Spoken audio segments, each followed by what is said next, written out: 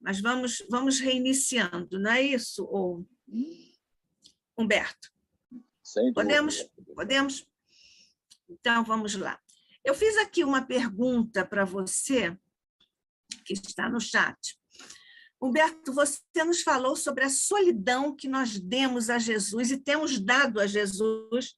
Segundo entendi, você mantém essa percepção, né, de que nós, até hoje, estamos nos mantendo afastados de Jesus e, portanto, mantendo Jesus em solidão.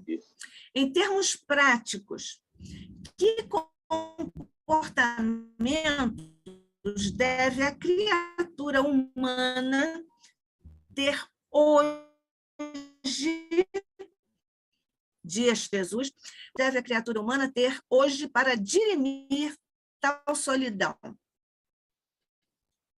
Em primeiro lugar,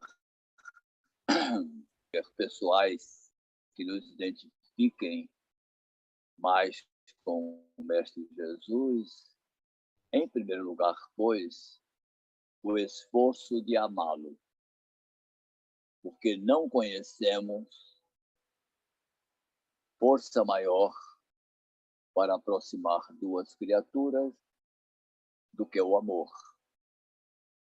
Essa experiência eu tive durante os mais de 30 anos de sala de aula, em todos os níveis, sobretudo nos níveis superiores, na universidade, quando, na nossa realidade do dia a dia, havia professores aceitos e professores não aceitos.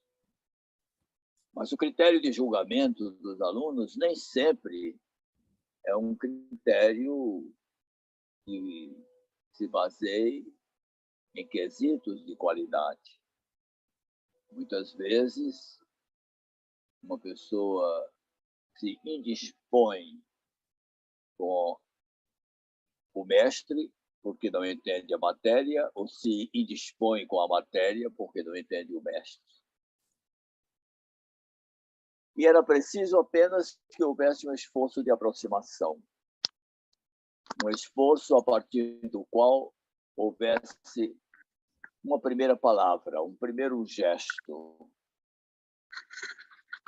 um primeiro reconhecimento do esforço, da doação, das dificuldades pessoais do professor e também do aluno. Quando os dois se aproximam, se o senhor apertar aí, vai desligar.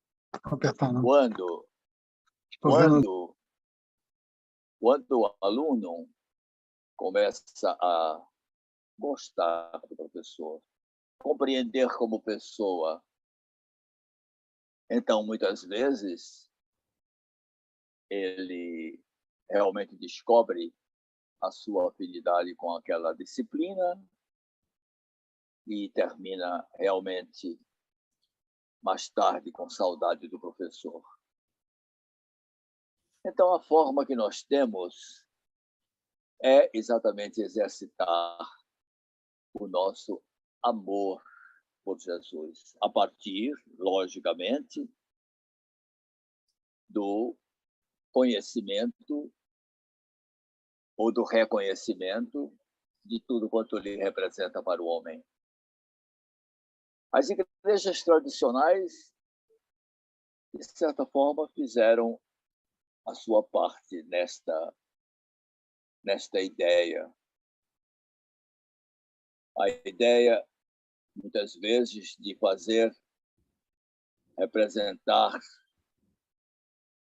o Mestre Jesus, a própria figura de Deus, ou dos ritos, ou das chamadas relíquias da igreja, criavam uma espécie de objeto de amor. E para as crianças espirituais há de ter realmente sido importante naquele momento. Mas para o homem do século XXI, somente o Espiritismo tem o condão de criar em nós o espírito religioso de que precisamos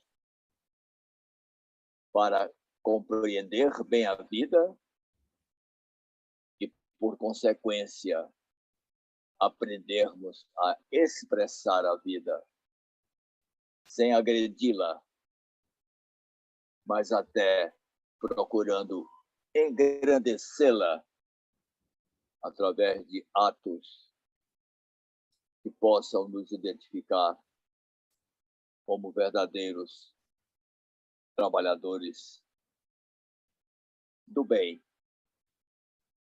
ou pessoas propositadas a fazer o bem.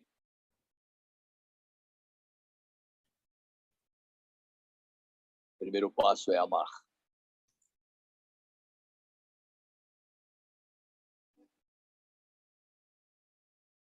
Tem um segundo? Opa, tem um segundo? Tem.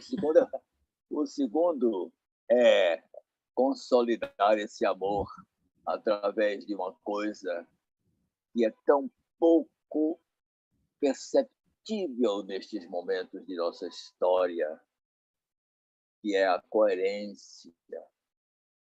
Coerência.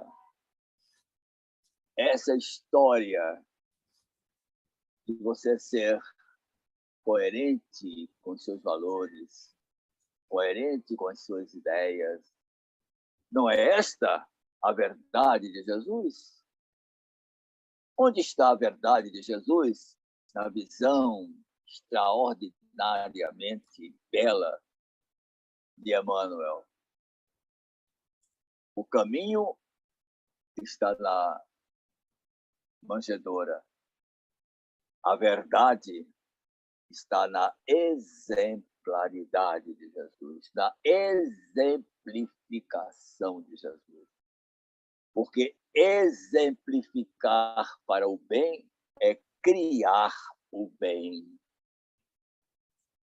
Muitas vocações são despertadas pelo exemplo daqueles que realmente têm um compromisso com o bem.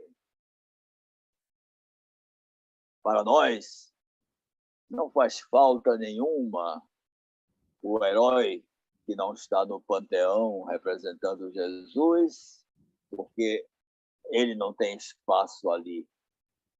Para nós não fazem falta os dados corriqueiros da história, procurando documentos em Flávio Josefo ou em algum outro cronista do tempo,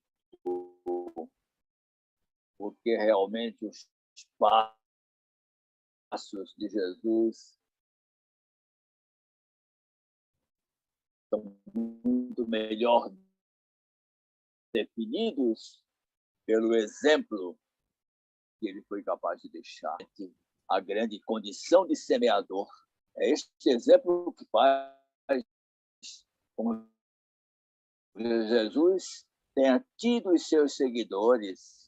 O apostolado de Jesus não se reduziu às 12 figuras históricas e, mais tarde, a assimilação de um Bezerra de Menezes, de um 13º apóstolo,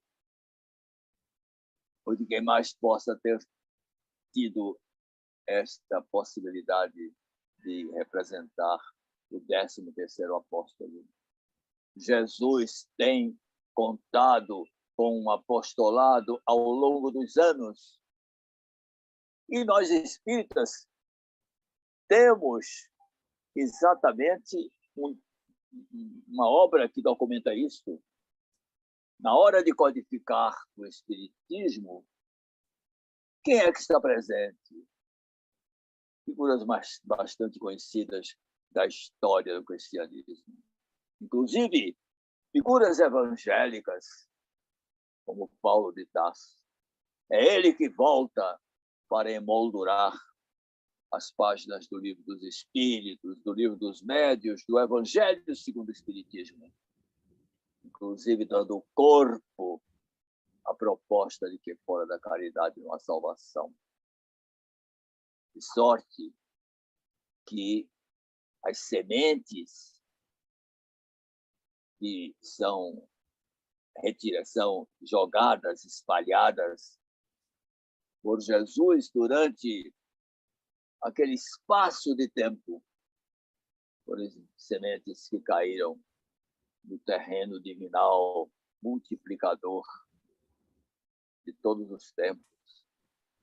Onde quer que esteja uma pessoa comprometida com a justiça, aí estará uma marca do Cristo a identificar como um discípulo aquele cidadão.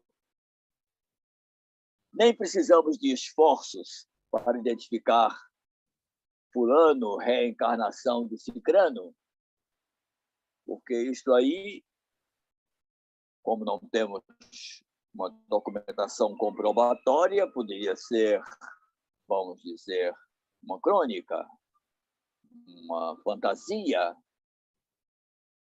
É bastante que nós identifiquemos a pessoa capaz do ato humilde, a pessoa capaz do ato corajoso de enfrentar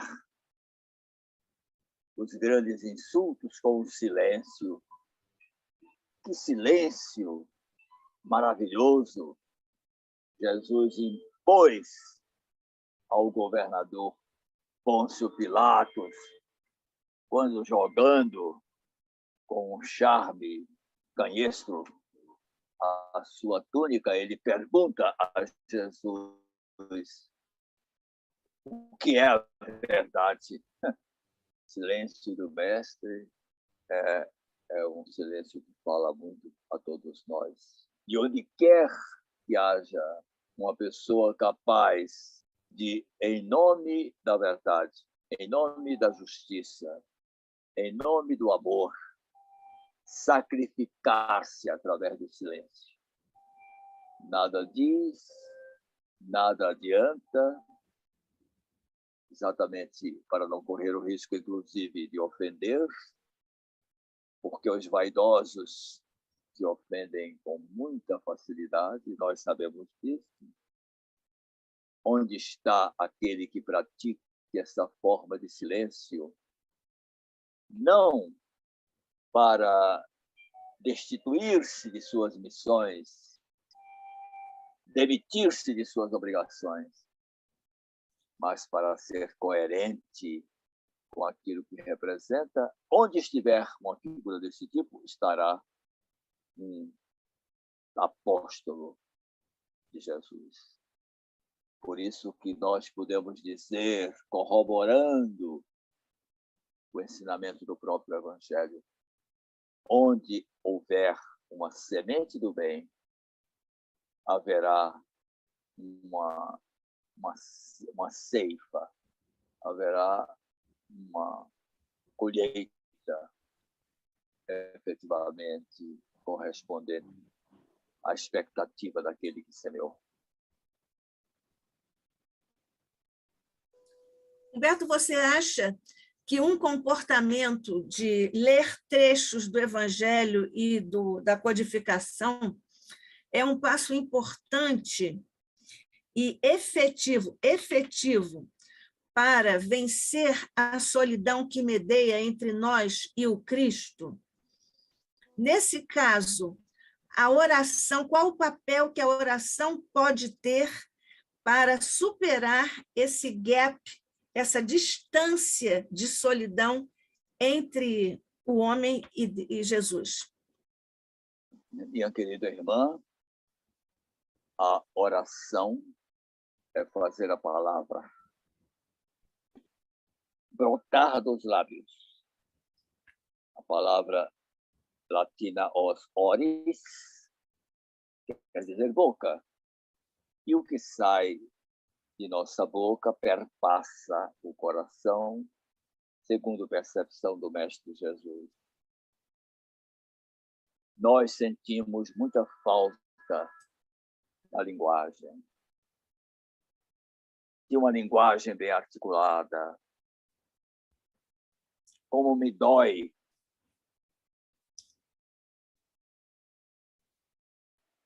ter o desprezo a que nós relegamos o valor cultural de nossa língua-mãe.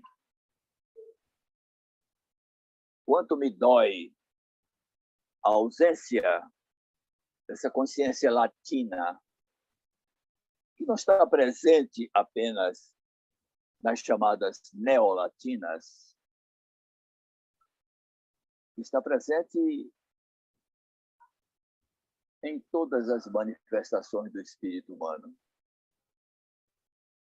Eu me lembro que nas minhas raras oportunidades de experiência internacional, mesmo estando em cidades cujo idioma não dominava, eu sabia muito bem me localizar exatamente pelos conteúdos gregos e latinos que eu encontro em praticamente todas as línguas europeias, por exemplo. De sorte que esta ausência de conceito do bem cultural de nossa língua é uma das marcas, inclusive, de nossa pobreza, de nosso pauperismo atual. A forma dialetal a que nós reduzimos a língua portuguesa é um crime de lesa majestade. De sorte que prezo por demais a linguagem da literatura espírita. Tive muito trabalho na minha própria casa,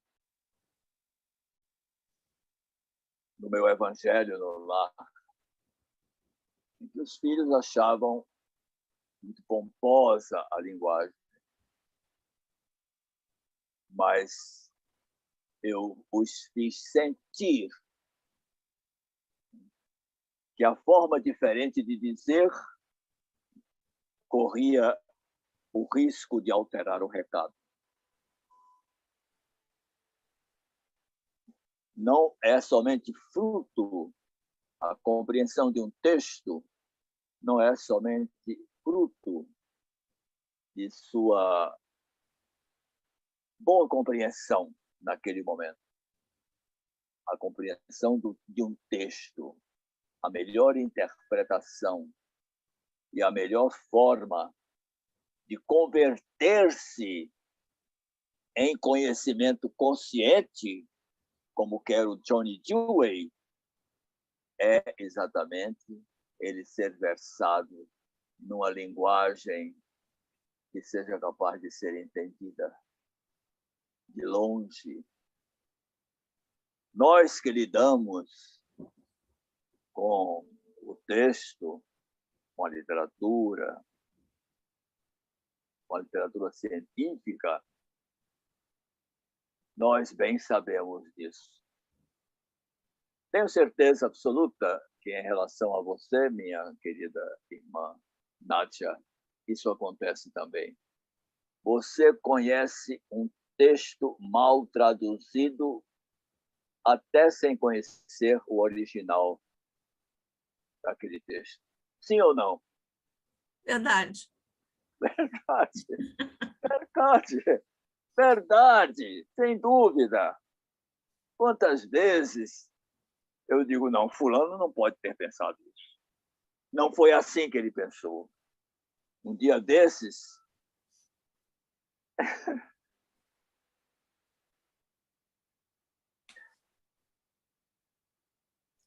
falando sobre Jesus, Alegria dos Homens, Jesus, Alegria dos Homens de Bach, disse, não, ele não disse isso. Aí eu fui buscar o texto original. Auf Deutsch, em alemão. Submeti a um sobrinho torto que eu tenho, casado com uma sobrinha minha, que mora lá na Alemanha, ele é alemão, se me traduza literalmente. Eu não quero nenhuma interpretação, quero literalmente. Aí fiz a minha tradução para colocar no meu texto. Claro, porque aquela tradução que está no folheto, às vezes é uma coisa assim, improvisada, né? Segundo plano. Então, a leitura do versículo bíblico, a leitura, nós temos um estudo de Emmanuel, que fazemos lá no Teresa de Jesus, porque no Teresa de Jesus nós realizamos um esforço de espiritificar a casa espírita. Exatamente porque, ao longo dos anos, foi transformada num abrigo de menores. Imagine o que é isso. E isso fez com que a sua vocação espírita desaparecesse. Até que Teresa de Ávila me convenceu a convencer os meus irmãos do Peixotinho a tomarmos conta da instituição. E a minha primeira ideia foi restaurar a sua condição espírita. E lá, então, nós fazemos um trabalho de espiritificação. Tenho certeza que Teresa de Ávila está muito satisfeita, porque nós estudamos Emmanuel, lemos o versículo e todo o contexto bíblico do versículo, para que as pessoas entendam por dentro. E nós, então, podemos sentir a essencialidade, inclusive das repetições, não é isso? Do polissindetismo de algumas expressões, tá certo? Que tudo isso tem razão de ser. Me lembro agora de uma leitura que fiz recente de um filósofo francês que foi sacerdote, ele apreciando uma coisa interessante. A mudança da língua latina para a língua do lugar nas cerimônias religiosas católicas é uma providência recente. Pois bem, houve certas comunidades que não aceitaram a tradução, sobretudo de determinados valores que estavam impregnados na sua alma. E o padre diz, foi difícil empurrar naquelas pessoas Cordeiro de Deus. Eu disse, não, é Agnus Dei. Agnus Dei é mais do que Cordeiro de Deus. Pronto, respondi a sua pergunta. Ou não? Isso é prece, isso é oração. É oração. Humberto, eu vou pegar carona aí nessa sua abordagem e acho que você vai concordar comigo. Porque você falou sobre a falta de amor à precisão na linguagem em que estão vazados os ensinamentos do Evangelho e da doutrina espírita ou da codificação. Todas as questões que estão no entorno da tarefa de tradução estão aqui também pontuados no seu comentário. O movimento espírita tem o hábito de transcrever frases em toda parte, nos folhetos, em toda parte. E é frequente nós vermos um pensamento de Emmanuel sem aspas, portanto, com alguma participação daquele que transcreve uma suposta fala de Emmanuel, porque aí, eu estou lembrado mais ou menos de que foi esta palavra, e assim não colocam lá como sendo de autora de Chico Xavier. Se você quiser usar aquela informação, você não tem precisão, você não pode ter confiança em reproduzir aquela frase e muito menos de dizer que ela é de Chico. O próprio Chico disse: eu não sou autor das obras que psicografo. Não é? O Chico, nessa humildade, nesse rigor, que é um rigor do trabalho mediúnico, ao mesmo tempo que traduz e revela um rigor metodológico, até científico, na citação de textos. Você concorda com isso? Eu acho que sim. É, perfeitamente. Perfeitamente. Porque, inclusive, a mim não me diminui citar uma frase dando a sua origem. A mim não me diminui. Como também a mim não vamos dizer, engrandece? Engrandece o fato de atribuírem à minha pessoa. Eu, nos meus diálogos com meus filhos, sobretudo numa fase em que a mocidade se revela assim mais egóica, né? Aquela fase em que a criança briga pelo pedaço de bolo de goma. Então, eu repetia muito para eles uma frase que recolhi num livro antigo também. É O Cristianismo do Cristo e Seus Vigários, do Padre Altar. Tradução da Federação Espírita Brasileira. Só os velhos conhecem. Então, o Padre Altar dizia: quem se dá não se esgota, multiplica-se. Eu repeti tanto isso para meus meninos que depois, quando eles perderam a cerimônia comigo, eles diziam: peraí, papai. Quando eu me preparava para dizer a frase, espera aí, papai, deixa eu mudar de posição, porque nessa posição eu já ouvi milhões de vezes. Pois bem, Nádia, muitas das pessoas que já ouviram de mim isso lá no Peixotinho, na Federação, ou em qualquer outro lugar onde eu milite, omitem a claridade da frase. Aí diz: quem dá não se esgota, multiplica-se. Que absurdo! Quem dá não se esgota. Quer dizer, até não tem inteligência nenhuma esta frase. Por quê? Porque não percebe a nuance, não percebe o detalhe do pronome reflexivo. Né?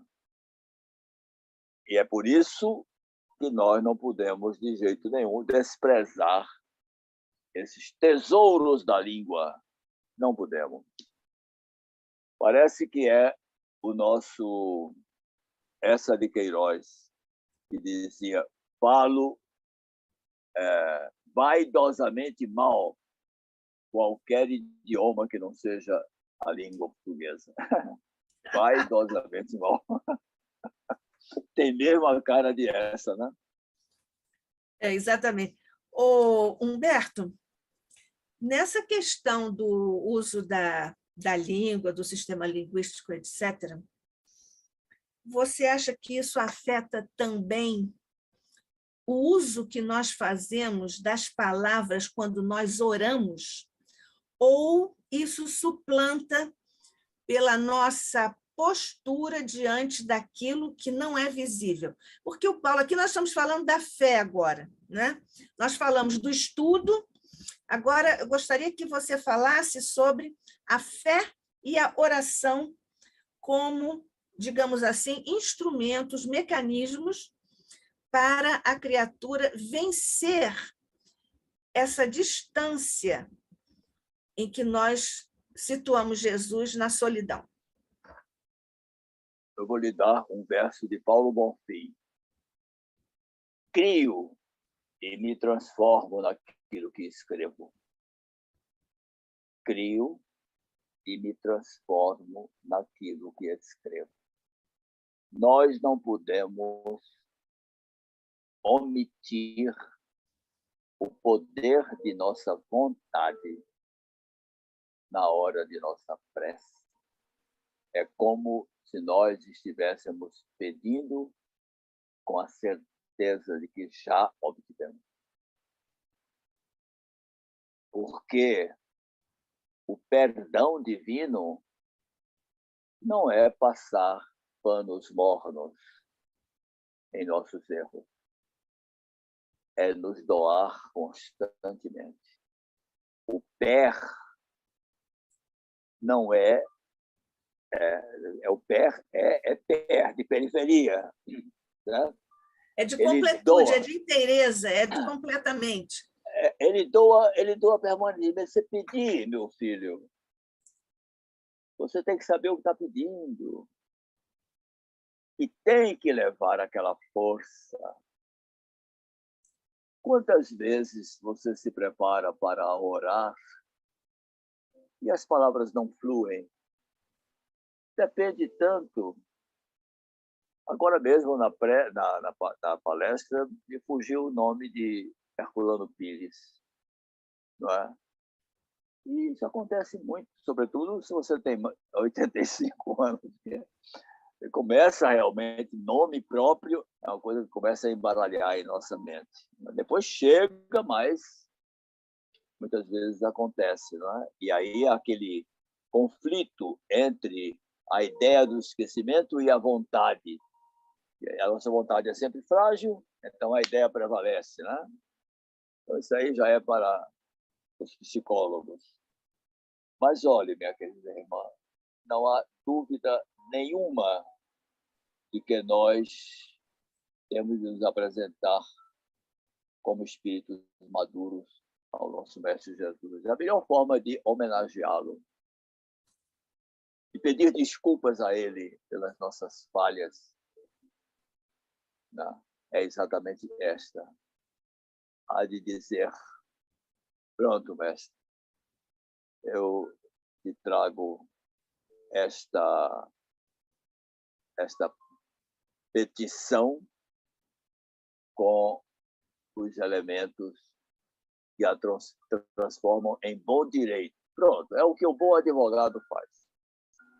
O bom advogado apresenta a sua demanda à justiça, colocando naquela demanda elementos que vão facultar o seu atendimento. Senão ele não é bom advogado.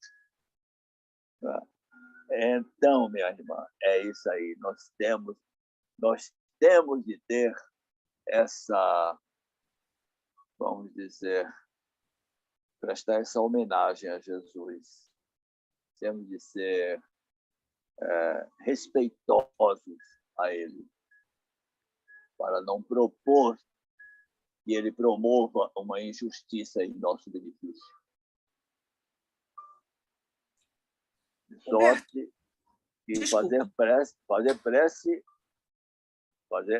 orar é realmente um ato de parceria com Deus. Tá? Parceria. É daí que decorre, por exemplo, no desenho dos marianos, o prestígio de Maria Santíssima. Porque quando ela intercede mais pela sua razão suficiente do que pelo prestígio junto ao filho. É verdade. Falando em prece, é claro que nós espíritas não decoramos preces, isso está bem posto, isso deve vir na espontaneidade da vibração do nosso coração, e pode ser até num pedido, pode ser numa frase, uma prece. Evidentemente, num pensamento só também. Você acha que esta solidão a que nós, digamos assim, quase que condenamos Jesus, não é isso? A palavra não é boa, mas pelo menos aqui nós submetemos Jesus. Impingimos. Impingimos, está melhor. Impingimos a Jesus. Pode vir, ou pode também vir, da dificuldade do homem atual, ainda materializado, ainda precisando tanto de referências de concretude, e, portanto, com dificuldade de lidar ou trabalhar com o não visível. Você acha que essa pode ser uma causa dessa dificuldade humana de vencer essa solidão, esse afastamento de Jesus? Olha, eu não sei se entendi exatamente a natureza da sua... Se você me permite, eu dou um exemplo. Sim. Aquela deslumbrante passagem de Jesus com o centurião, que é uma passagem comovente. Afirmação de fé. Nem em Israel encontrei tão grande fé. Mas ali está posta uma condição ou um estágio evolutivo da criatura na relação com o não material, com a desnecessidade de concretude. O centurião chegou para Jesus e disse, né? Ele não pediu a Jesus, vai até a minha casa, fisicamente até a minha casa, para ver o meu servo e curá-lo. Ele disse, fala ao Lógon e cura o meu servo. Né? Isso revela que o centurião, a despeito da sua formação militar, de toda a sua condição profissional, ele tinha uma postura de confiança, ou de fé, se quisermos usar a palavra, na relação com o que não é visível, mas que existe. Exatamente. A ponto de que Paulo disse que a fé é nós acreditarmos numa coisa que a gente não vê. Não é? Então, não sei se ficou claro agora a minha... Ficou claríssimo, e é exatamente isso, minha querida, é termos a noção exata do que pedimos e a quem pedimos para nos apresentarmos, não como um pedinte, né? Não como aquele carente que continuará carente depois da dádiva, né? Mas aquele carente que vem confiando, quase que confessando as suas falhas e quase que pedindo desculpas, mas reconhecendo realmente as possibilidades, não é, do outro. É isso, é esse tipo de confiança que nós temos de cultivar em nosso Mestre Jesus. É nesse sentido que Paulo diz, tornai-vos confiáveis. É nesse sentido, certo? Porque isso aí realmente chama a atenção do doador, digamos assim. Tá? Quando chega uma figura que quer apenas disputar aquele momento e outra figura que desce do telhado para pousar exatamente onde está a solução do seu problema. Tá?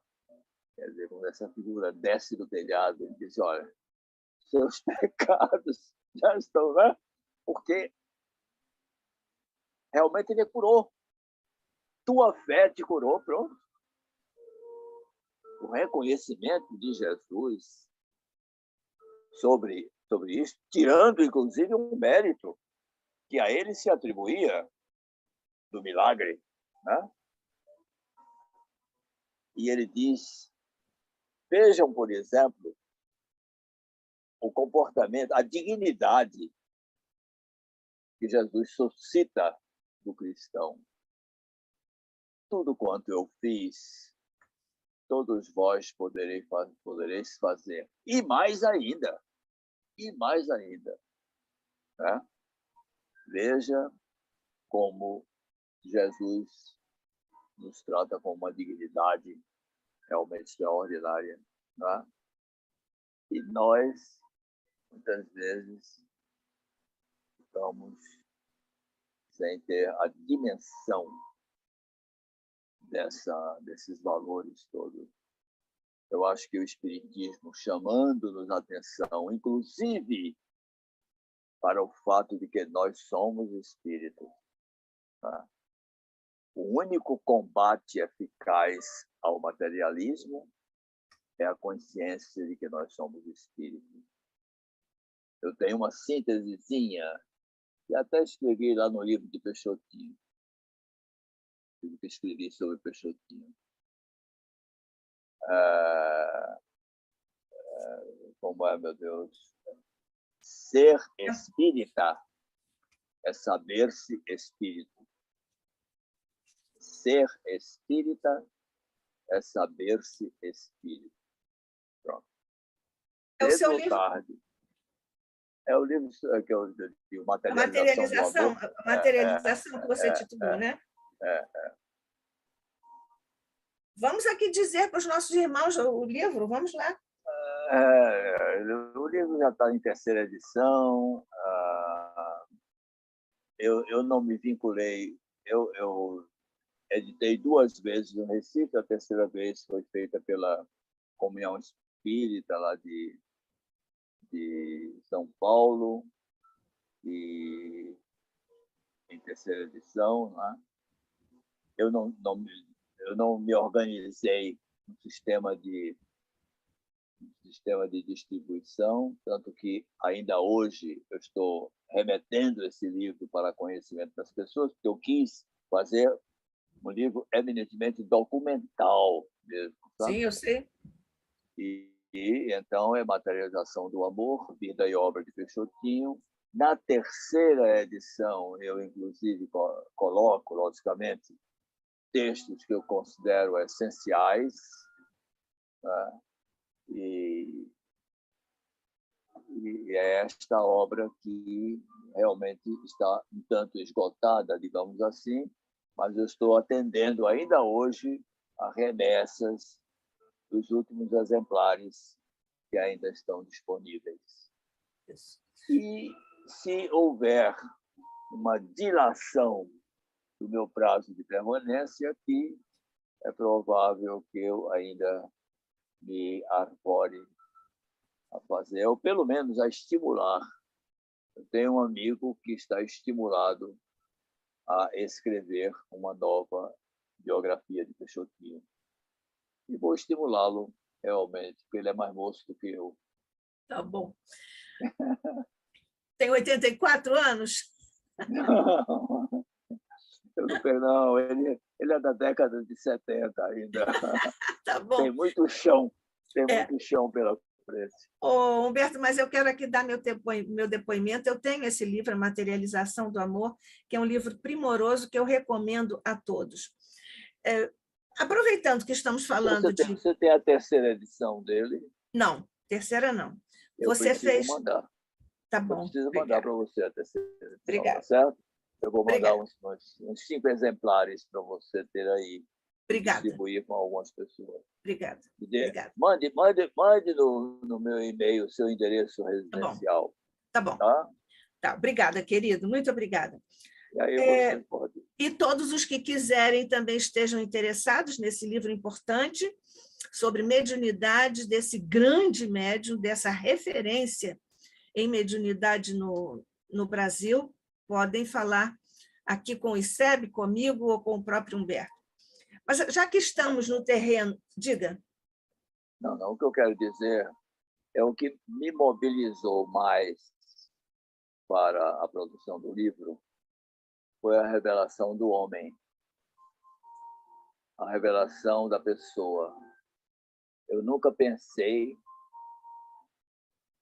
em encontrar exemplos gritantes de simplicidade, de humildade, de espírito de serviço, de prazer de servir.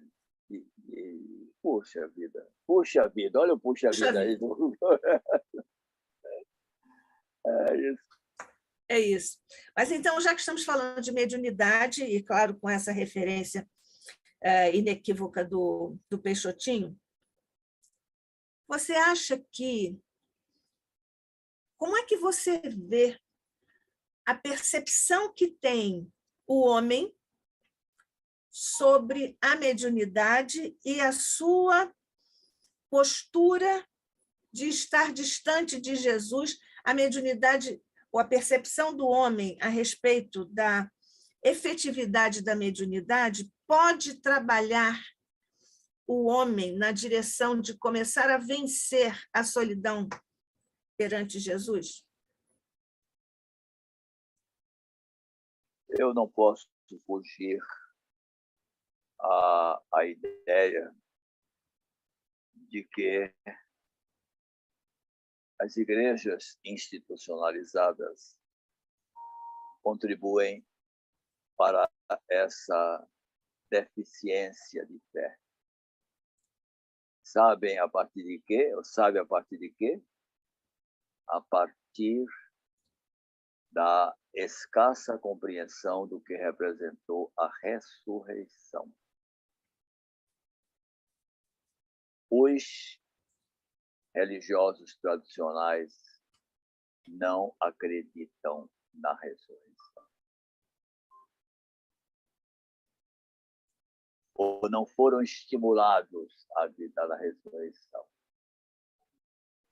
Há uma página em Caminho, Verdade e Vida de Emmanuel, lá pelos capítulos 118, 119,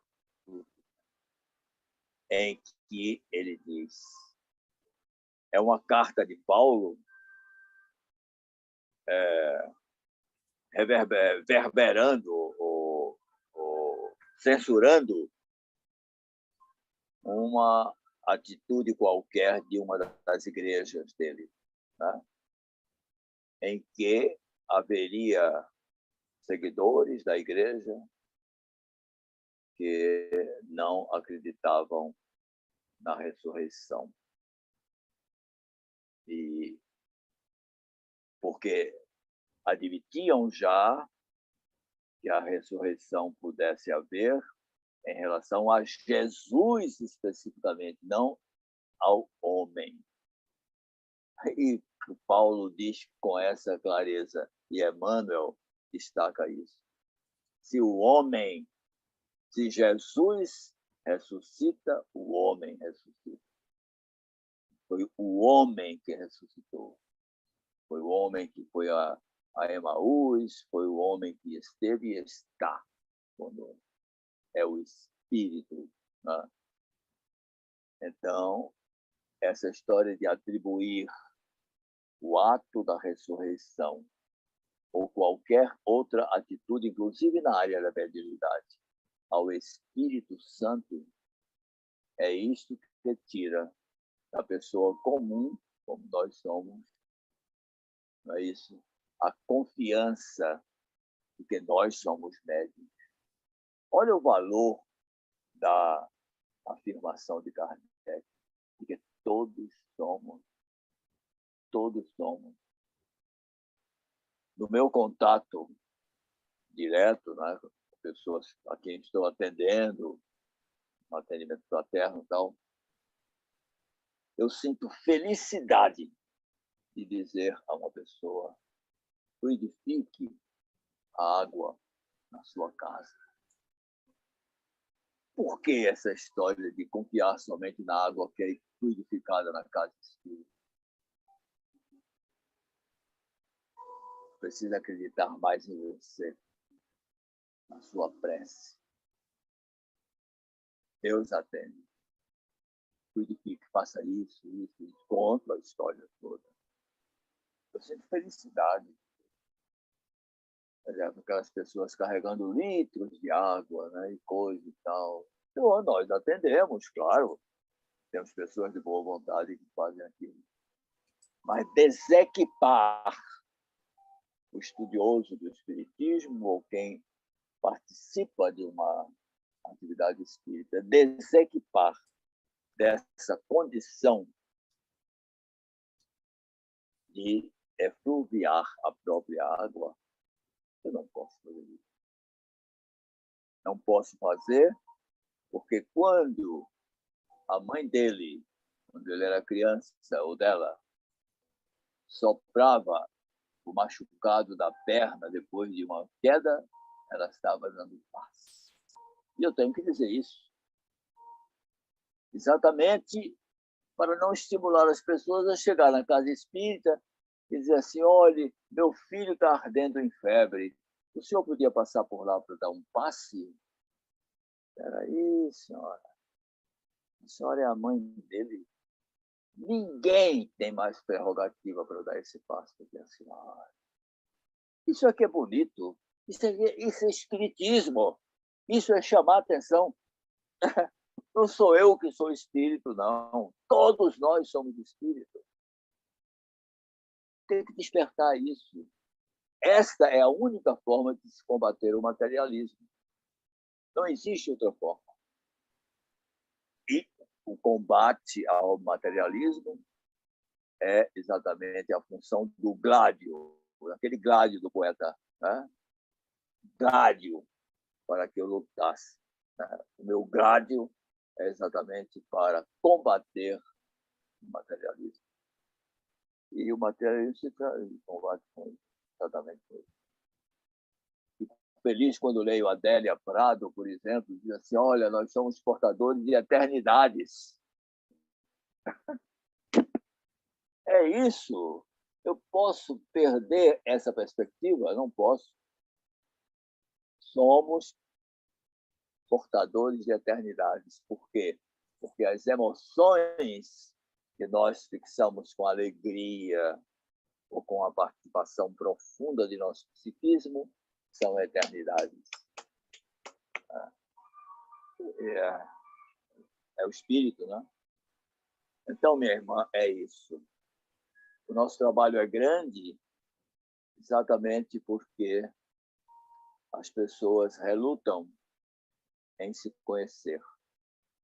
É mais fácil você eleger um guru. É mais fácil você perguntar ao pastor. É mais fácil. Mas, na medida do possível, nós vamos combatendo devagarinho essas acomodações que disfarçam, né? O próprio espiritismo, a prática espírita, claro, né? Nós não temos uma célula máter nas federações, por exemplo, né? Mas não temos, graças a Deus, um código proibitório, né? Nem um nihil obstat. Não temos, graças a Deus. E não temos o direito de coibir a liberdade das pessoas, mas temos o direito de dizer a cada um que cabe fazer por merecer essa liberdade. Porque senão ela lhe será cortada, infelizmente. Que é exatamente a falta de consciência de fazer valer o seu livre-arbítrio, né?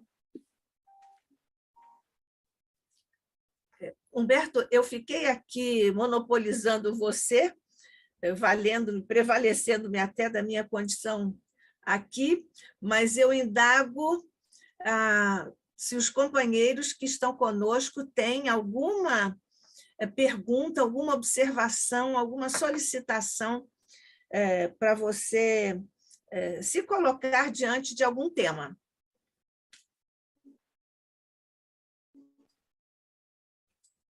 podem perguntar, porque o Humberto está aqui, hein? Aproveitem. Podem aproveitar o Humberto.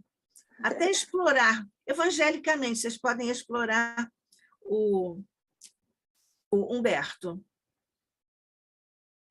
Nádia, eu não vou fazer uma pergunta propriamente. Eu só gostaria de me dirigir ao professor, dizendo, jovem professor, que encanto! Você, quando começa a falar, parece que traz lá aquela alma de jovem, aquela paixão pelo conhecimento, pela cultura, por Jesus, por Kardec. Então, isso é assim, contagiante. Eu me senti totalmente seduzida nesse estudo incrível. Então, obrigada e que essa sua veia apaixonada continue envolvendo muita gente. Muito obrigado, minha irmã. Como é seu nome? É a professora Rosa Martins? Não, Terezinha, aqui do Rio de Janeiro. Terezinha, eu tenho muita afinidade com as Terezas. Trabalho numa casa de Teresa de Jesus. Teresa de Ávila. Pois olha, minha irmã, eu estou com a tela do meu computador aberta aqui para um registro que eu fiz. E aí eu peço até perdão à Nádia, que estavam falando de legitimidade de informações, de citações. Parece-me haver lido isto num livro de Johnny Mace, que é historiador da literatura em língua inglesa. E ele, a pretexto de mencionar obras de uma mesma tendência estética, ele faz referência a umas palavras que ele atribui a Goethe e que eu não vi na obra de Goethe. Lógico que eu sou conhecedor da obra de Goethe, quem me dera, mas o que eu conheço dele, eu não tive a oportunidade ainda de ver onde está essa beleza de pensamento, mas que constitui exatamente essa marca de Cristo que está impressa no nosso DNA em função de nossa genética divina, conforme reconhece o nosso Emmanuel em Vinha de Luz. Então, Johnny Mace, que não tem nada a ver com essa história, é um historiador apenas da literatura. Aliás, parece até que foi esposo de Helen Keller, né? Aquela cega surda-muda extraordinária. Parece que ele foi o esposo dela, o companheiro. Então, Johnny Mace diz, atribuindo a Goethe, veja que frase, não sentes. A frase já está, vamos dizer, adaptada mais ou menos a um estilo assim, de língua portuguesa mesmo. Né? Não sentes em ponto recôndito de vosso ser, que ele apela muito para a palavra mistério, misterioso e tal, né? Aquele conteúdo católico, né? Ele diz, não sentes em ponto recôndito de vosso ser um poder desconhecido, olha o mistério, visível no mistério invisível. O que é isso, meu Deus? O que é isso, meu Deus, né? Vai procurar o que é isso na mente de um homem. Não sentes? Pois bem, no momento que seja somente teu, oferece abrigo a essa emoção e serás tomado de grande, aí diz, alegria, coração, Deus. De verdade, eu não tenho nome para isso. Oh, que pensamento! Quer dizer, se Goethe não disse isso, deveria ter dito. Cabia perfeitamente. Né? Desculpa aí a minha querida Nátia, que estava realmente fazendo esse empenho, né? Na legitimidade, na referência correta. Mas é isso aí. Esse aí é o tipo da coisa que ele deveria ter dito. Tem plena, vamos dizer, intimidade, né? Plena harmonia, está em plena harmonia com realmente muitas coisas que ele nos diz no registro de suas obras. Mas é isso aí, é essa marca, é o nosso DNA. É isto que nós realmente precisamos que todos busquem, exatamente para que seja mais legítima a nossa participação ou a nossa colaboração como verdadeiros discípulos do Evangelho. Muito obrigado. Obrigado, a Terezinha, né? É mais uma oportunidade para eu endereçar minha gratidão ao Goethe, porque ele acabou de falar sobre o que eu vinha falando, que é o não visível, ou o invisível, evidentemente. Né? Então, mais um motivo da minha gratidão ao Goethe, esse grande Goethe. Né? Exatamente. Olha, a Rosa Maria Martins, que é expositora aqui do ICEB, a nossa especialista em genética, ela é doutorada em genética, ela disse que está muito grata pela sua palestra, viu, Humberto? Cadê você, Rosa? A Rosa está ali. Está dando tchauzinho. É uma ação caridosa que ela faz com esse velho. Não, mas olha, você sabe que ela tem rigor científico, viu? Então, e a espírita não ia dizer alguma coisa incoerente com a verdade. Claro. Eu aí também já estou junto com ela. Eu conheço a obra de uma geneticista, como é o nome dela, meu Deus? É autora de Darwin e Kardec. É uma pessoa lá da Unicamp, Estado do Rio. Meu nome é Lucy. Infelizmente está me fugindo o nome dela, mas uma obra muito interessante. Ela é geneticista também, integrou pelo menos o quadro da Unicamp de Campinas, né? E tem essa obra Kardec e Darwin, ou Darwin e Kardec. Muito interessante. Eu não conheço o livro, não. Mas, enfim, a Dalva está querendo falar? Ela está aparecendo aqui, não? Eu estou querendo agradecer. Diga, Dalva. Querendo agradecer essa magnífica exposição desse nosso querido, posso chamá-lo de querido, professor Humberto. Foi maravilhosa a sua exposição. Que delicadeza, que amor. A partir da apresentação do depoimento inicial que ele deu sobre o Peixotinho, foi emocionante. E todo o resto da palestra. Eu estou muito grata de ouvir essa palestra, adorando e agradecendo a você também, Nádia, por nos proporcionar isso tudo. E a ele, que coisa maravilhosa, que doçura que ele apresenta o saber que ele tem. Muitíssimo obrigada, professor. Humberto, você está aí ou está caído de emoção? Todo velho é chorão. Meu Deus do céu. Mas eu quero saber o seguinte, a Dalva perguntou se pode chamar você de querido. Pelo amor de Deus, isso para mim é motivo de sagrada emoção. Tá bom. Sabermos, irmãos.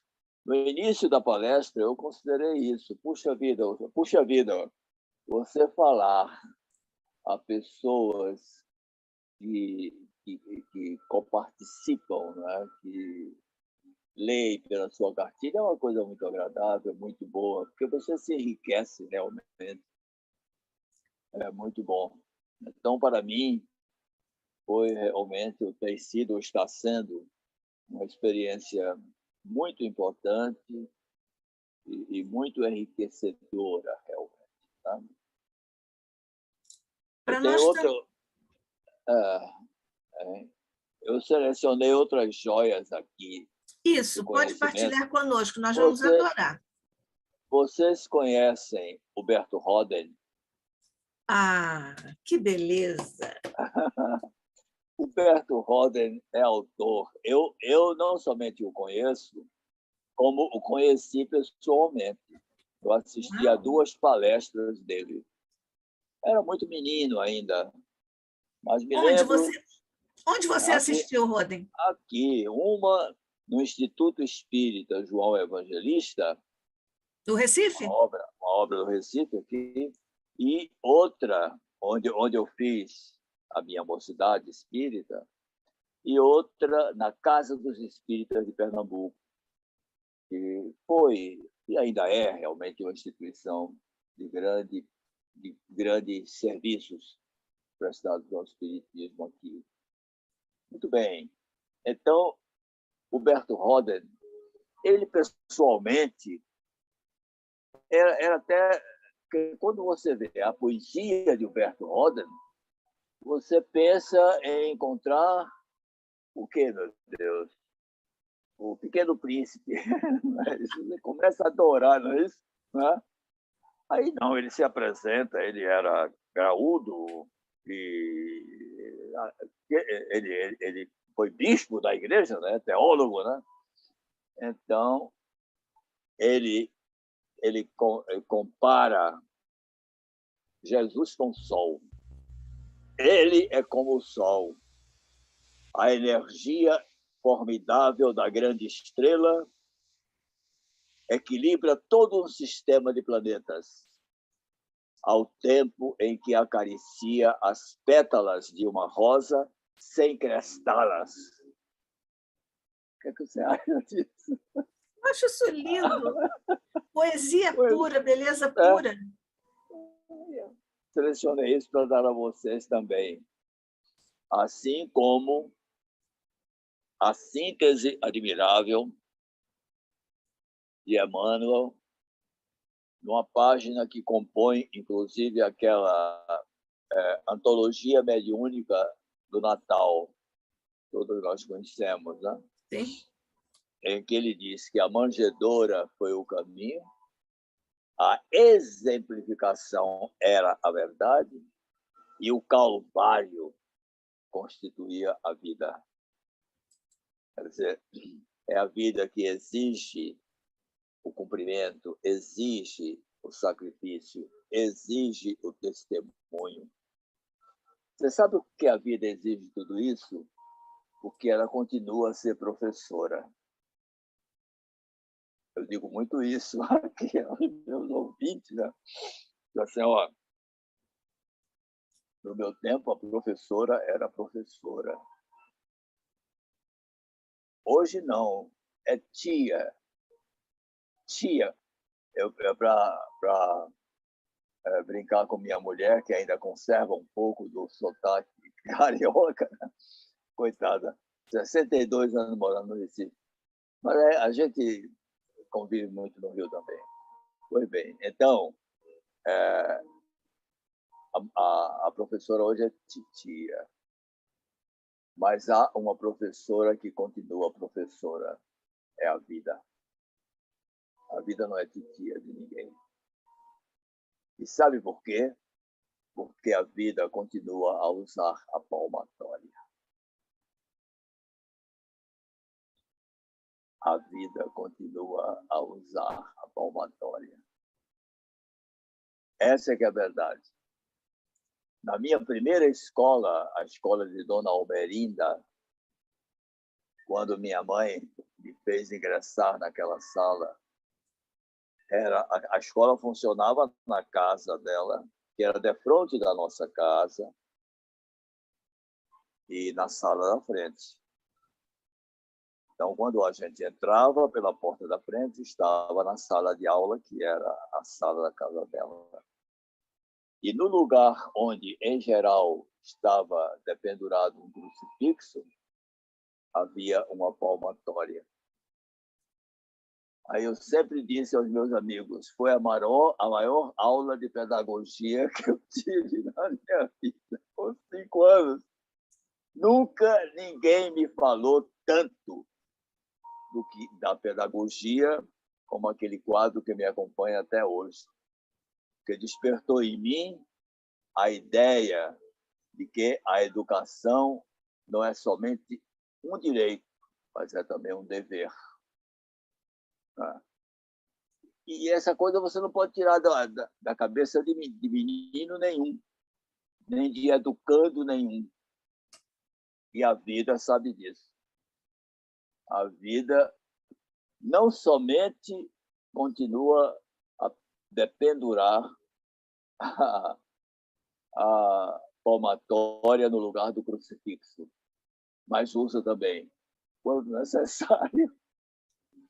Eu acho, Humberto, que você, dizendo que recebeu essa lição de pedagogia, na verdade, eu acho que você teve uma experiência de paudagogia. É isso mesmo. Sempre tem que haver um aguilhão, né? Se não houver aguilhão... Olha só, Humberto, o Altamiro, nosso brilhante professor de Esperanto, que continua aqui sempre conosco, ele também deixou aqui uma manifestação para você. Ele disse: para falar sobre a palestra, só posso dizer, puxa vida, como gostei da palestra. Obrigado, professor, por tanta sensibilidade e um modo tão alegre e firme de passar os seus conceitos. Este é o Altamiro. Beleza, muito obrigado, muito obrigado. Muito obrigado, meus irmãos. Eu é que agradeço, Altamiro, excelente. Tá aí, veja. Onde foi que você comprou essa peruca, meu irmão? Já veio de quando nasci. De fábrica, né? Veio de fábrica? Veio da outra encarnação. Humberto, mas é invejável, não é isso? É invejável. É extraordinário, isso é um charme. Eu tenho um amigo e ele, aos 80 anos, ele era muito alegre, muito feliz na casa espírita, né? E nós fazíamos aquela brincadeira do meu amigo oculto, né? E um dia, brincando naquela coisa do amigo oculto final de ano, ele disse assim: o meu amigo oculto tem uma linda cabeleira. Aí todo mundo... A turma toda olhou para o amigo oculto, né? Amigo que se fez conhecido. Você foi traído pela sua cabeleira, tá bom, não vou falar nisso. Mas é um caso, Bem, a cabeleira também foi cobrada aí na história bíblica. Sim. Olha o Sansão aí, Exatamente. Tem que ter Humberto, cuidado. nós estamos quase chegando ao final. Eu quero Deixa saber eu ler se você tem outra passagem aí, e depois eu vou fazer uma perguntinha para você.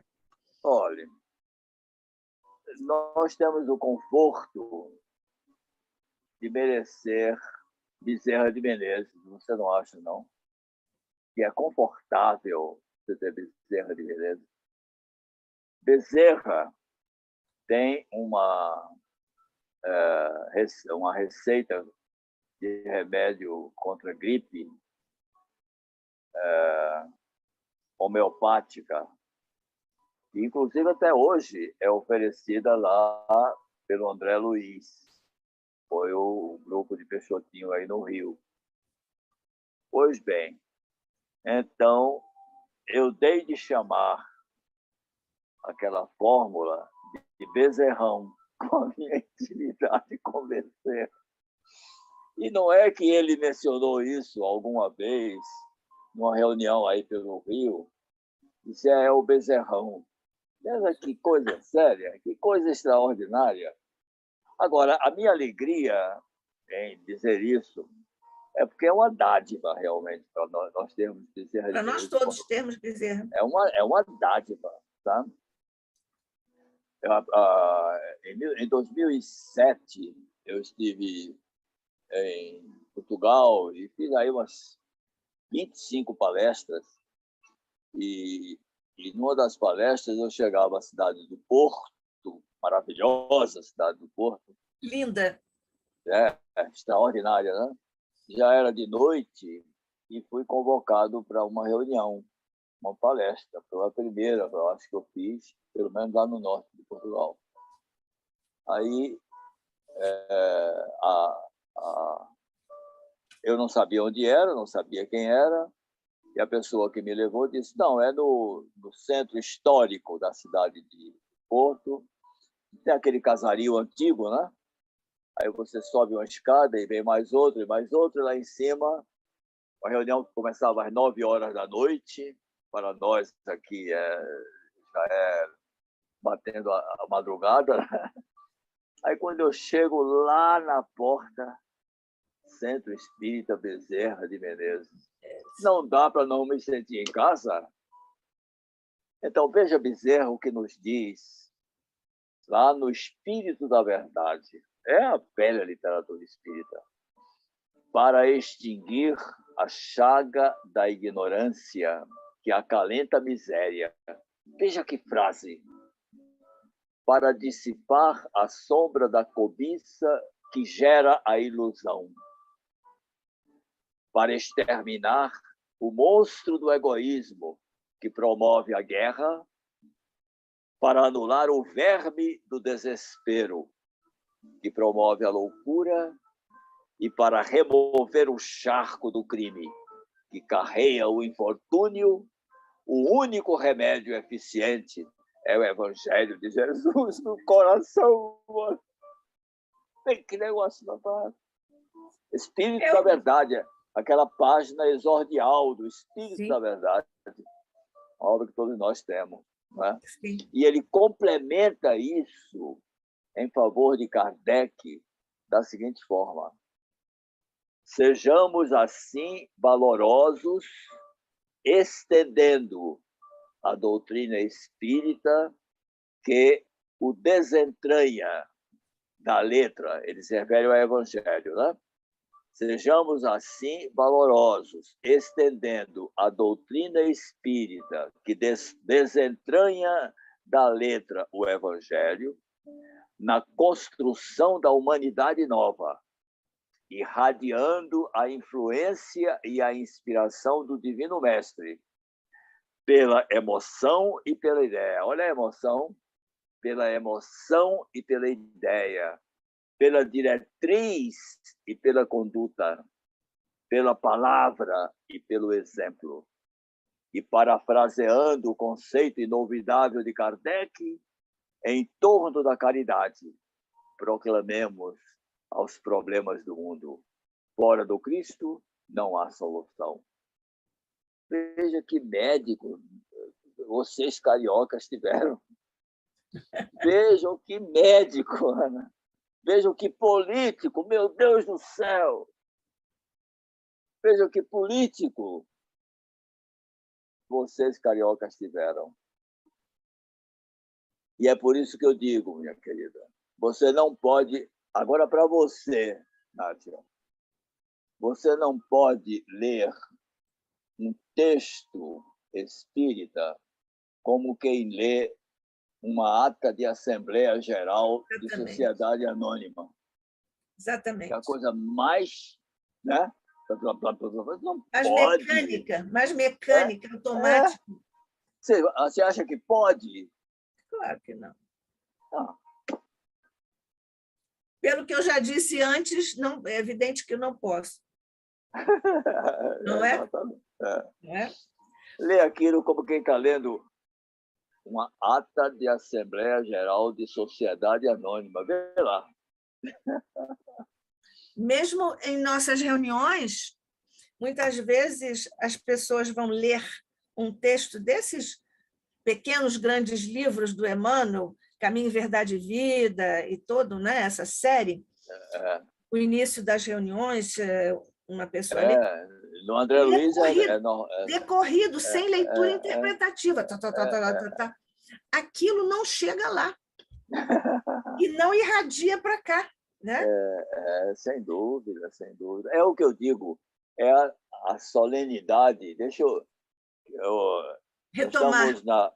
Hoje é sábado, então é dia de a gente usar uma palavrinha assim mais, né? É uma solenidade íncita. Íncita. Você tem de se ajeitar na cadeira. Se tiver cabelo, como o nosso irmão aí, ajeitar a cabeleira. Para ler. Porque dizia o nosso Pedro Bloch, né? Que o Rio de Janeiro chamam Pedro Bloch, né? Pedro Bloch, ele dizia que a linguagem é feita para ser encenada. Encenada. Ele era um grande professor de comunicação, de expressão, né? E de fono, né? Ele era um grande fono, né? Fono, Então, a linguagem é feita para isso. Tanto que nós apoiamos as nossas palavras com as mãos, com o gesto, com o gestual todo, que é uma forma de linguagem riquíssima, né? De sorte que, minha querida irmã, que tarde magnífica você me proporcionou. Para nós foi muito boa. E para mim foi tão interessante porque eu vinha muito acumulado assim de alguns problemas, inclusive de saúde e tal, mas virei menino no convívio com vocês. No ICEB, exatamente. Olha, nós estamos praticamente terminando o nosso encontro para te agradecer profundamente, mas eu ainda preciso lhe perguntar o seguinte. Claro que todos nós gostamos, apreciamos, nos sensibilizamos com todas as frases de Jesus e com todas as cenas do Evangelho de Jesus. Mas existe alguma que te fale muito mais particularmente, ou cena, ou frase de Jesus? Aquela em que ele se propõe a compartilhar a unidade de Deus com os seus amigos. Eu acho que a palavra amizade, que em espanhol é amistade, isso, tem que ser amistosa por excelência. Eu achei aquele momento íntimo de Jesus com seus apóstolos flagrado apenas por João. O Evangelho de João é mediúnico da cabeça aos pés, vamos dizer, não é verdade? Aí ele flagra esse momento que é de uma delicadeza profunda, profunda. Puxa, ele é a síntese do Sermão da Montanha, ele é a síntese até do próprio sacrifício de Jesus, né? Durante a caminhada do Calvário, né? E ele é a síntese realmente de tudo mais, quando ele, na intimidade, como se fosse alguma coisa que ele estava compartilhando ali, por estar entre família. Né? Eu acho que nesses momentos ele fala mais ao espírito humano, do modo geral, do que até mesmo estando na exuberância de uma praia, né, de uma montanha, em que realmente ele é corroborado pela natureza, digamos assim. Ali não, é no silêncio, né, entre amigos. É um momento divinal para mim. Realmente é um momento divinal que eu me emociono, eu me emociono. Faz muito bem, faz muito bem. Olha, Humberto, a Vilma Valdívia está agradecendo, diz, obrigada, boa tarde a todos. E a Galaxy 11 disse, gratidão pela leveza, alegria, conhecimento. Obrigado, obrigado. Muito obrigado. Eu acho que o conhecimento vem dele, irmão. Eu não falei nada que realmente fosse uma contribuição pessoal. Eu apenas arrumei e para ter o prazer de falar de Jesus e convivermos. Porque não falamos de Jesus, nós convivemos com Ele. Isso aí eu levo essa certeza. Né? Vou marcar esse dia, 29 de fevereiro de 2022. De janeiro. De 2022. Daqui a 500 anos, nós marcamos um encontro. Isso com você. Nós marcamos um encontro. Você lembra daquela tarde lá? Lembra lá no ICEB, em que você se fez menino, não é isso? Você se declarou menino. Ah, sou menino aos 85, não foi? Pois é. Pelo menos enganei direitinho, né? Está marcado enquanto o quê? Daqui a 5 milênios? 5 milênios, é isso? Ou cinco séculos? Eu ainda tenho um pouco do imediatismo da encarnação. 500 anos. 5 séculos, tá bom. Está combinado. Está combinado enquanto marcado com Jesus sobre nós. Vamos lá. Pois é. Então, Humberto, eu, no momento, não só agradeço isso em nome do ICEB, a sua presença generosa aqui, leve, como disse a nossa irmã aqui, Galaxy 11, leve, alegre. É alegria divina, é alegria do Evangelho, porque o Evangelho é alegria. Você traz isso para nós e, sobretudo, nós sentimos que a figura de Jesus, a mensagem de Jesus, o Evangelho de Jesus habitam o seu coração e a sua fala. Não é? As suas palavras, elas são revestidas daquilo que para nós todos é reverencial como amor a Jesus. Então, nós agradecemos a você essa tarde linda que você nos trouxe aqui para o Instituto de Cultura Espírita do Brasil, e acho que posso também falar aqui em nome de todos os companheiros que estiveram aqui conosco, ouvindo você e nos deliciando, nos envolvendo, nos emocionando com a sua participação, a sua palavra e, vou dizer, hein, com o seu conhecimento. Então, foi uma tarde muito linda para nós no ICEB e nós agradecemos a você. Você já nos brindou tantas vezes com belíssimas matérias na revista Cultura Espírita, do ICEB, e agora iniciou outra etapa, aqui falando para os nossos companheiros. Então, já vamos agendar outras coisas, nós estamos inventando coisas, e você está no meio das nossas invenções. Maravilha essa sua ideia. Em geral, inclusive, eu criei um conceito não muito simpático de uma palavra que não tem nada a ver com isso, que é live.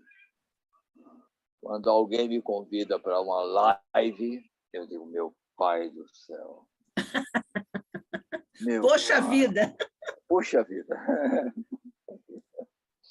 Eu acho que o meu cunhado esteve conosco, sabe? Você acha o Peixotinho? Eu acho, porque, afinal de contas, esse cara era tão meu irmão que a primeira visita que ele me fez, eu não estava casado ainda, uma irmã dele. Foi lá pelo ano de 58, 57, 58, 59, talvez.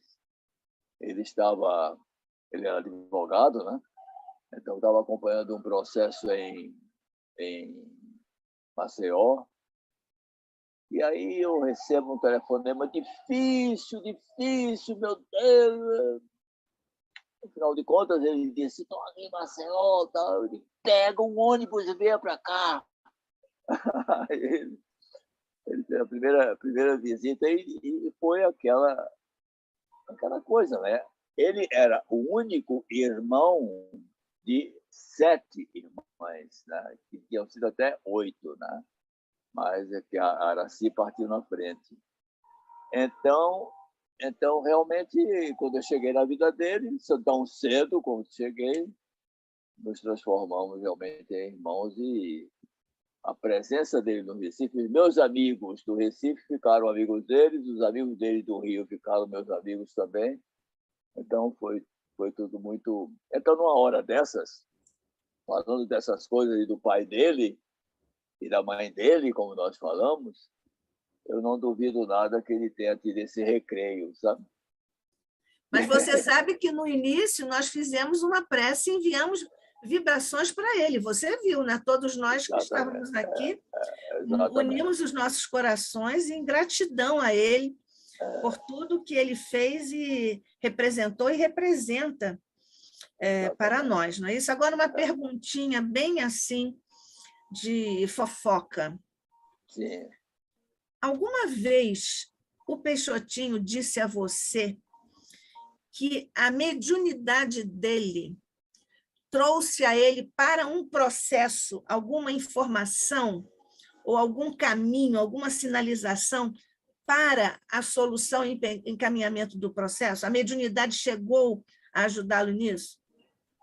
Não, a mediunidade para ele foi realmente a oportunidade de resgatar um passado remotíssimo em que ele integrou, inclusive, navios pirata, onde foram afogados, ou eram afogados, mas os conquistados, porque era uma coisa que acontecia antes de Jesus.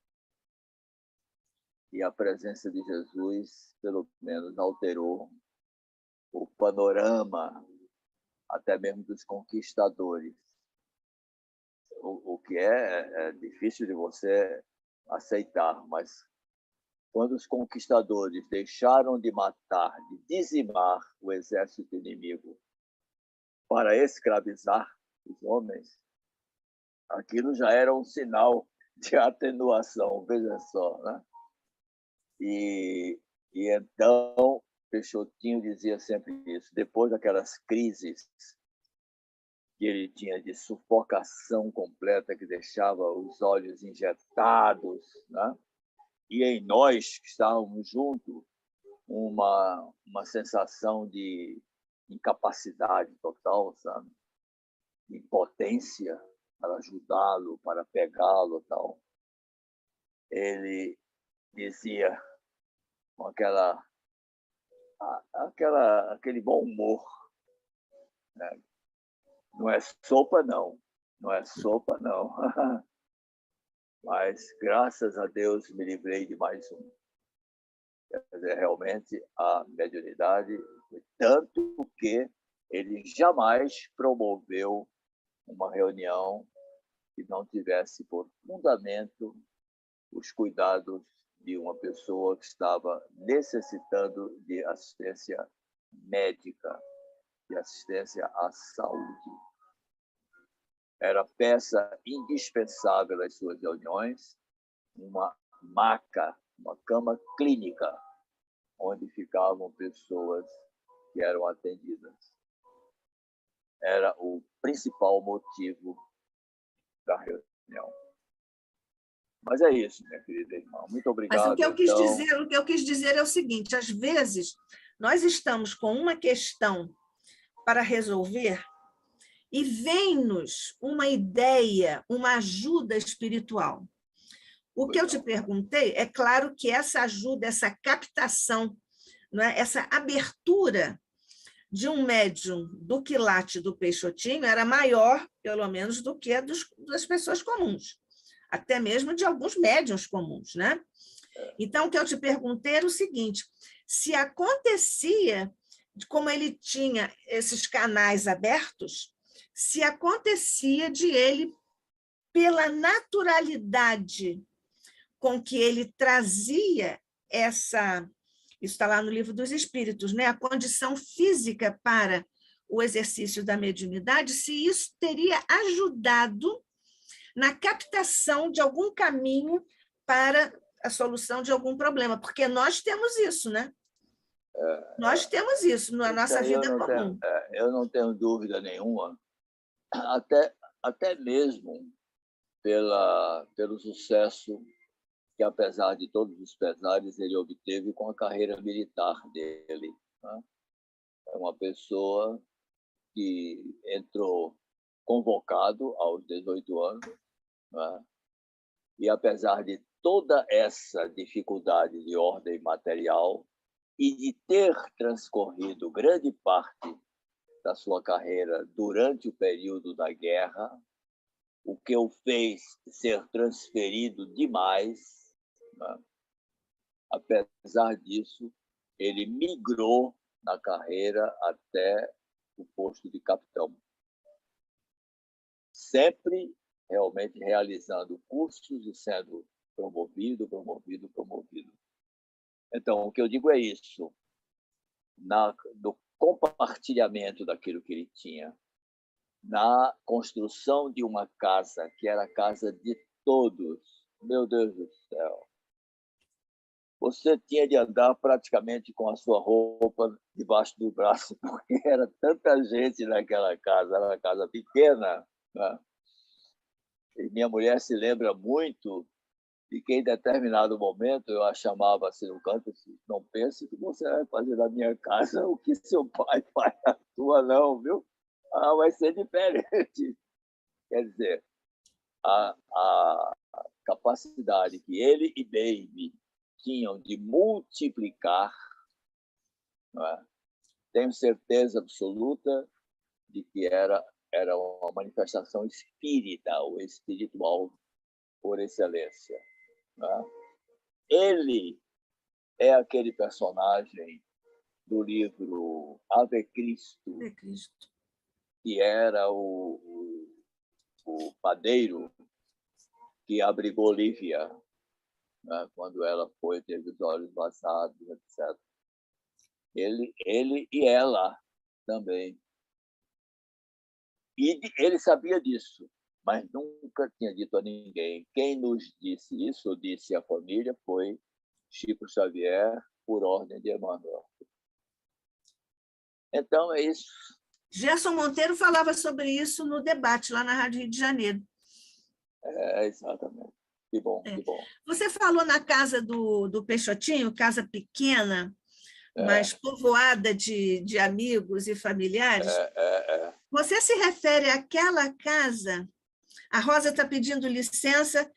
Boa tarde a todos, obrigada ao palestrante, maravilha de palestra. Ela precisa sair, que ela vai para uma reunião lá no centro. Um beijo, Rosa. Quando nós estamos aqui no Rio, e nós ali em Copacabana, nós descemos uma ladeira um tanto íngreme, do lado esquerdo, existem umas casas pequenas que eram para os oficiais do Exército. Era a essa casa que você se referia? Não. Eu já peguei a família residindo em Campos. Ah, tá. Foi a casa em que ele veio a falecer em 66. Ah, tá. Porque aquela casa também me parece bem pequenininha. Ele residiu aí no Rio, já que era muito transferido, né? Mas uma das residências mais permanentes dele foi na Urca, onde há também casas a serem ocupadas pelos militares, né?